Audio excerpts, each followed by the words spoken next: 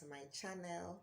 So today I'm going to talk about something I saw, a post I saw online trending about a woman who gave birth to 7 children and now she's having her eighth baby, and she uploaded a lot of pictures online. She's very happy with herself. People are sharing these pictures and they're saying that this is what they want for their lives, and they want their quiver to be full of children, just like the Bible said. Now, the first thing I want to say about that particular scripture that they're using is that at the time that scripture was being used, human beings were seen as objects of war. Okay, human beings were born practically for war.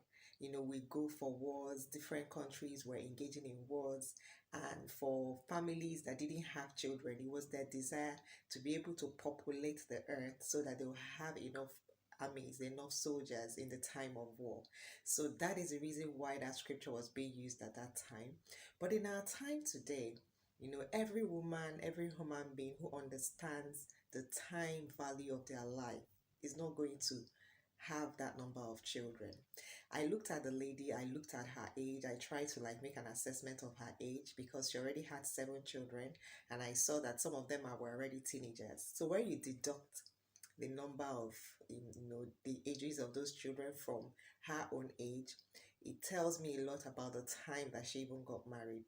Probably she must have gotten married in her early 20s or even late teens, teenage ages. And so this is a woman who has never even sat down to answer the question of her existence.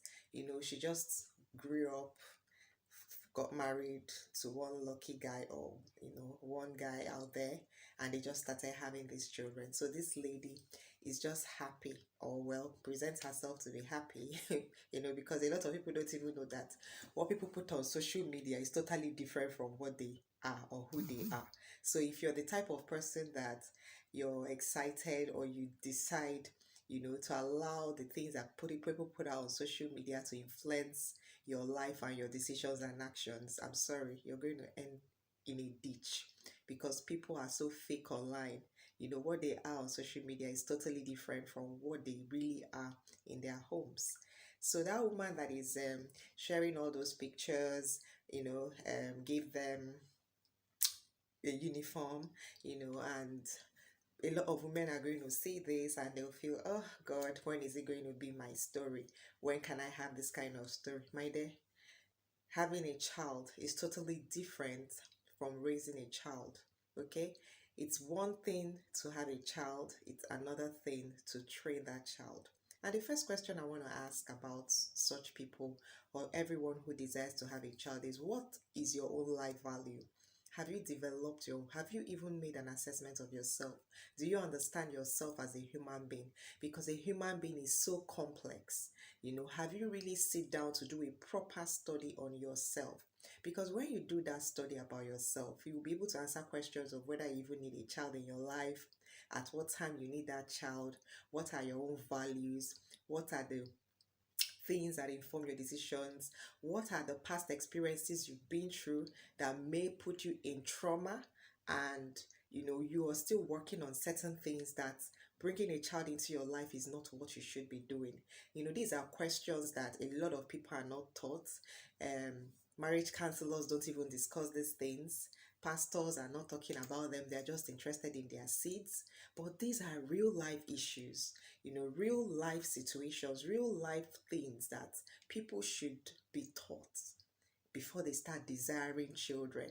Because if you don't define your value as a person, there is nothing you're going to transfer to a child. You're just going to bring up one dysfunctional person that is adding to the population of our world. Already we're past 7.6 billion. Okay, we're almost facing 8 billion in our world today. And you and I know that there are just too many issues in the world, and it's human beings that are generating this problem. And these are people that were born into families that didn't understand their purpose, not to even get to the point of passing understanding to those children.